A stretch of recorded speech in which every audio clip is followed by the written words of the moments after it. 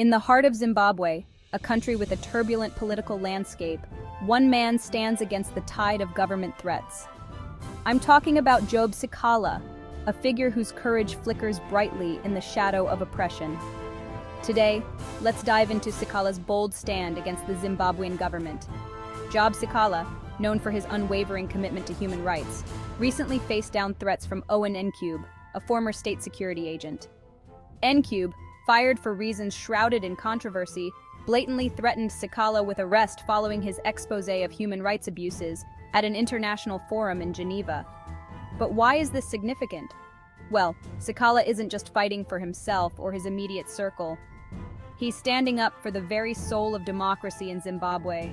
His defiance is a beacon for freedom, inspiring many who believe in the sanctity of human rights and the rule of law. Adding to the tension, there's talk of extending President Mnangagwa's term, leading up to the 2028 elections. Such a move stirs deep concerns among those who fear that extending terms could pave the way for an autocracy, further stifling the voices calling for change. In the face of these threats, Sikhala's response was not to retreat, but to condemn. His actions send a powerful message. Intimidation will not silence the voices of justice. Instead, it fuels the fire of those who yearn for a fair and democratic society.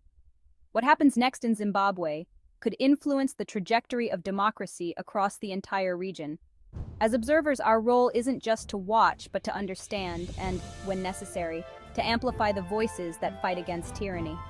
So, as we reflect on the courage of Job Sikhala, let's remember the broader struggle for human rights and democracy. It's not just about one man or one country. It's about a global commitment to justice and liberty. Stay tuned, stay informed, and most importantly, stay engaged.